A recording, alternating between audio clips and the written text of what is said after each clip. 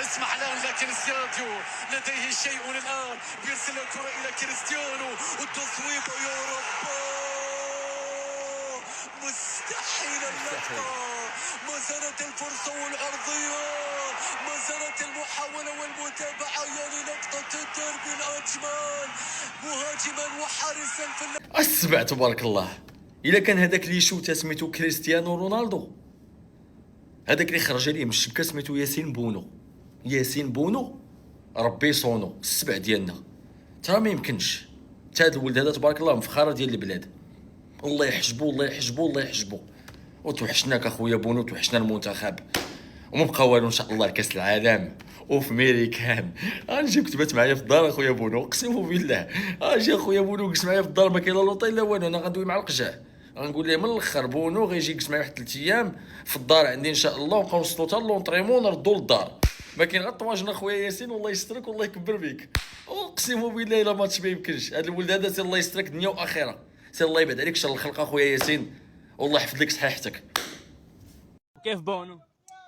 خديمة بونو. لو بونو كان أخوي كان أعطيته بيتي. بونو قلب الهلاليين، ولدنا بونو. عسى اليوم صلاة الفجر ادعي لبونو. بدعي له بكل صلواتي، مو صلاة الفجر، كل صلاة صليها بدعي لك يا بونو. يا حظك يا بونو. مو أول مرة نقذنا بونو، كل شوي ينقذنا بونو، يعني بجلس أدعي له بكل صلواتي بونو. يا حظ بونو. والله يحظ بونو، ويا حظ بونو فيكم. يا حظ بونو فينا ويا حظنا احنا ببونو. اي والله. قوم يا كريستيانو، قوم يا حبيبي. انا عارف ان انت ما بتقفرش، انا عارف والله، بس انت بتاخد المواضيع على صدرك قوي. معلش، مع كامل الاحترام للدوري السعودي، يعني والله العظيم ولا هيزود لك ولا هينقص لك حاجه.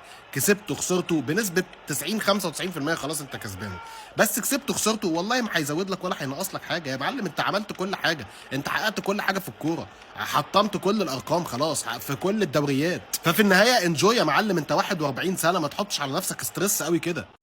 يا شيخ روح منك لله، ضيعت الحلم في ثواني، ضيعت الحلم في ثانيه. انت ايه ما الحارس طالع؟ انت ايه اللي موديك؟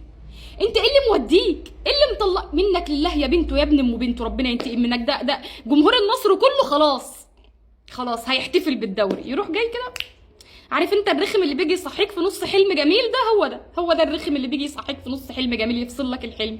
روح يا شيخ منك لله، حسبي الله ونعم الوكيل فيك. بصراحة يا جماعة أنا ابتديت أشك إن النصر السعودي ده نادي معمول له عمل. ما أنا لو مكان كريستيانو رونالدو همشي أكلم نفسي في الشارع زي المجانين لحد الدقيقة 98 يا مؤمن.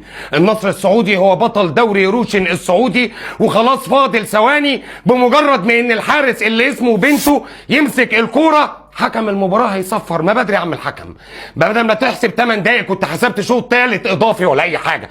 8 دقايق ليه يا عم الحكم؟ عشان اللاعب اللي اسمه لاجامي يلجم الفريق بتاع النصر السعودي هدف، واخد بالك، بسبب بنته حارس المرمى. يعني انت تعمل ماتش حلو وتعمل 4 تصديات وتعمل موسم كويس مع النصر السعودي، مش قادر تكمل جميل امك وتركز في الكرة دي، وكان النصر السعودي هيشيل الكاس. خلاص كريستيانو رونالدو قاعد بيبص للسماء وبيقول لك اشمعنى انا يا ربي؟ كرة القدم داعي عليا ليه؟ وكأن في طار بينها وبيني. انا قاعد بكلم السقف اهو. يعني نتفرج في المباراة تلاقي بنته بيصد كرة من كريم بنزيما، وبعدها تلاقي الواد اللي اسمه سيماكان بيسجل هدف، والواد اللي اسمه كومان ده يا اخي كرهتني قسما بالله العظيم في الاجانب واللي جابوا الاجانب. يعني الانفراد بتاع ياسين بونو شطها في القايم، وبمناسبه كومان برضو كان ليه ركله جزاء، في ركله جزاء لكومان في الشوط الاولاني. كمان كريستيانو رونالدو شاط تسديده حلوه، ولكن ياسين بونو صدها كل حاجه. شفنا نادي النصر السعودي كان الطرف الافضل نوعا ما في الشوط الاولاني، وتراجع بقى مبالغ فيه جدا. والفريق بتاع الهلال، حتى الهلال وهو ميت وهو أسوأ نسخة من الهلال السعودي، برضو مش عايز يهني النصر على الدوري. برضو الهلال السعودي بلا هزيمة في الدوري، وكانت هتبقى أول هزيمة ليه في دوري روشن السعودي السنة دي، ومع ذلك الهلال رفض إنه يخرج خسران بهدف، واخد بالك، ذاتي من الحارس اللي اسمه بنته دخل على إنيجو مارتينيز عشان الحسم يتأجل. طبعا فريق الضمك السعودي هيقلب لك فيها بايرن ميونخ نسخة 2020، لأن الضمك السعودي بيصارع على الهبوط، والمباراة بالنسبة له واخد بالك هتبقى حياة أو موت في الأول بارك بالنسبة لنادي النصر، ورب ضارة نافعة برضه. ممكن في اسبوع واحد النصر السعودي يحسم بطولة دوري ابطال اسيا للنخبة 2 وبطولة الدوري السعودي، ولكن في حال تعادل النصر السعودي مع الضمك وفريق الهلال يكسب المباراتين المتبقيين، كل سنه وانت طيب. قسما بالله افج راسي في الحيطه دي وتلاقي الهلال السعودي هو بطل الدوري السعودي. مش بعيد برضه بقى تلاقي كريستيانو رونالدو يتضامن مع ريال مدريد ويقول لك طب ما نخسر، واخد بالك، النهائي بتاع دوري ابطال اسيا عشان نخرج ملط بطولات. قسما بالله العظيم حظ زي الزج. يا رونالدو ايش صار؟ يا رونالدو ايش بيها ما حبتكش؟ يا رونالدو للدقائق الأخيرة كنت انت هذا اللقب. والله يا ساتر على الكورة، على جنون الكورة، على تفاصيل الكورة، على عكس متاع الكورة وعلى الألم الكبير اللي تنجم تسببهولك الكورة. يا معلم والله جنون النصر السعودي للدقيقة 98 متقدم بال1-0 ضد الهلال، مسيطر، مضيع في الشوط الأول وشفنا كومان كرة في البار، رونالدو يسدد ينحاله بونو، مسيطرين في الشوط الثاني تقريبا. أنا نجم نقول لك للدقيقة 98 رونالدو يبكي حرفيا لأنه خلاص مش يشيل اللقب، الجمهور محتفل.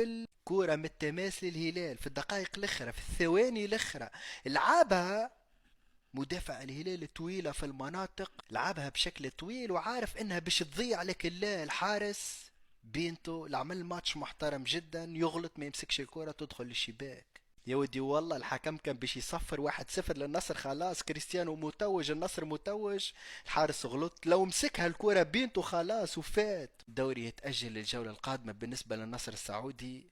الكرة رفضتك يا كريستيانو، من العكس